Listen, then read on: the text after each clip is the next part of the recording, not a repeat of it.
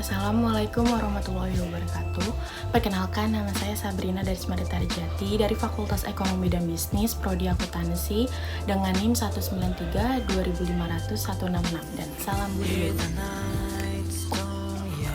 Di sini saya akan menjelaskan sedikit tentang kepemimpinan. Pengertian kepemimpinan. Kepemimpinan adalah sebuah kemampuan dari diri seseorang untuk mempengaruhi orang lain atau memandu pihak tertentu untuk mencapai tujuannya. Sedangkan pengertian kepemimpinan menurut para ahli, yang pertama itu menurut Stoner, yaitu kepemimpinan adalah sebuah proses dalam mengarahkan atau mempengaruhi kegiatan terkait sebuah organisasi atau kelompok untuk mencapai tujuan tertentu. Yang kedua menurut Hemphill and Jones, kepemimpinan adalah perilaku individu ketika memimpin aktivitas dalam kelompok atau organisasi untuk mencapai tujuan bersama atau share goal. Ada beberapa teori-teori kepemimpinan yang harus dipahami. Yang pertama ada teori karakter, di mana teori karakter merupakan sebuah teori yang menitikberatkan karakter-karakter tertentu yang mampu menyukseskan kepemimpinan. Contohnya seperti karakter fisik, inteligensi, dan ketegasan. Teori ini dipercaya oleh banyak orang, tetapi tak jarang dihampiri kritik. Salah satunya terkait karakteristik fisik, di mana dalam teori karakter, fisik yang terlihat tegap dan kuat dianggap sebagai karakter dari seorang pemimpin yang baik. Yang kedua ada teori perilaku, di mana dalam teori perilaku dijelaskan mengenai beberapa perilaku yang mencerminkan karakter dari seorang pemimpin. Perilaku tersebut terbagi menjadi dua, yang pertama adalah job center dan yang kedua adalah employee center. Di mana job center itu memiliki sifat kepemimpinan yang berfokus pada pekerjaan, sedangkan employee center yang berfokus pada kondisi para karyawan atau bawahan di sebuah proyek. Yang ketiga ada teori kepemimpinan situasional, di mana teori ini dikembangkan oleh Hersey dan Blanchard. Ini memiliki titik berat pada kematangan para bawahan atau pengikut, di mana kesuksesan suatu tujuan bergantung pada matang tidaknya para bawahan. Maka pemimpin diharapkan mampu menganalisis para bawahannya apakah sudah cukup matang atau belum. Dapat disimpulkan bahwa ada berbagai perbedaan pendapat terkait teori kepemimpinan.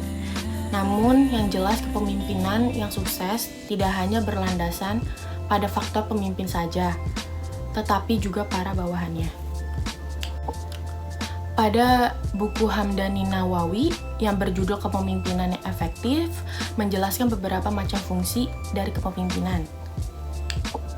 Yang pertama ada fungsi instruktif, di mana fungsi ini menempatkan pemimpin sebagai pengambil keputusan dan pemberian tugas terhadap bawahannya. Sementara itu bawahan bertugas untuk menjalankan segala instruksi yang diperintahkan oleh para pemimpinnya.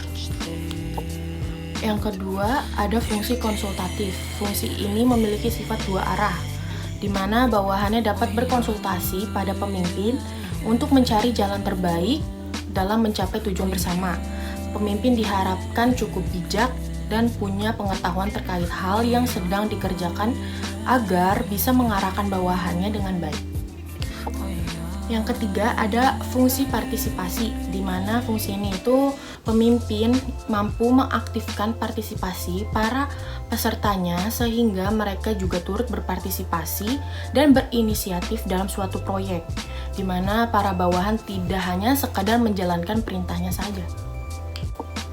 Yang keempat ada fungsi delegasi, di mana pemimpin mampu untuk mendelegasikan suatu wewenang kepada orang lain yang memang sesuai dengan tugasnya. Bukan hanya mampu memerintah, ia juga mampu untuk mengetahui tugas-tugas yang cocok didelegasikan kepada bawahannya. Selain fungsi, kepemimpinan juga memiliki tujuan, yaitu Yang pertama itu mencapai tujuan, di mana kepemimpinan merupakan sebuah hal yang dibutuhkan dalam perusahaan atau kelompok agar tujuannya tercapai. Tanpa adanya satupun pihak yang berjiwa pemimpin, tujuan itu sulit untuk dicapai karena tidak ada sosok yang bisa dijadikan pegangan. Yang kedua, memotivasi orang lain, di mana tujuan dari kepemimpinan adalah untuk memotivasi orang lain agar bisa melakukan sebuah hal yang baik dan memaksimalkan kemampuan. Bila tidak ada sosok pemimpin, banyak orang yang akan mengalami demotivasi karena mereka tidak terpacu akan sesuatu atau tidak merasa memiliki kewajiban untuk melakukan hal tertentu. Selanjutnya ada sifat-sifat dari kepemimpinan. Yang pertama, mempunyai pendirian. Sebagai seorang pemimpin, wajib mempunyai pendirian yang teguh. Pendirian yang kuat tidak akan membuat goyah dan juga membuat konsisten dalam menjalankan sesuatu. Bayangkan jika pendirian mulai goyah, sudah pasti akan mudah untuk dipengaruhi oleh orang lain dan tak dapat mendelegasikan tugas-tugas kepada bawahan dengan baik. Yang kedua, ada proaktif, di mana pemimpin harus proaktif, tidak boleh pasif, karena apabila seorang pemimpin bersifat pasif, tujuan tidak akan terkunjung tercapai, bahkan akan membuat bawahan tidak memiliki rasa hormat kepadanya. Seorang pemimpin yang baik juga memiliki inisiatif yang kuat akan berbagai hal yang sehingga membuat bawahannya pun dapat mengandalkan dalam berbagai macam situasi. Yang ketiga, ada jujur. Kejujuran itu mutlak harus dimiliki oleh seorang pemimpin, di mana sosok yang jujur adalah sosok yang dapat diandalkan dalam berbagai hal dan tidak akan menggagalkan suatu tujuan hanya untuk kepentingan dirinya. Sosok pemimpin yang jujur tidak hanya dipercaya, namun juga dapat menjerumuskan bawahannya dan mengatakan hal-hal yang sebenarnya tidak sesuai dengan kenyataan. Yang keempat, ada komunikatif, di mana artinya pemimpin mampu menyampaikan berbagai hal dengan jelas dan tidak menimbulkan kesalahpahaman. Untuk bisa memiliki sifat ini, pemimpin harus tahu bagaimana metode komunikasi yang baik. Metode yang baik itu komunikasi yang persuasif, yang mampu menarik orang untuk melakukan sesuatu tanpa adanya paksaan. Yang kelima, ada terbuka terhadapnya pendapat. Seorang pemimpin wajib terbuka terhadap pendapat yang ada dan tidak boleh menutup diri. Apabila seorang pemimpin menutup diri dari pendapat dan wawasan, mereka tidak akan dapat menjadi orang yang lebih baik dan juga membuat tujuannya tak kunjung tercapai. Pemimpin yang tertutup dengan pendapat atau wawasan juga tidak akan mampu untuk menganalisa kelebihan dan potensi bawahannya. Yang keenam itu tidak mudah iri.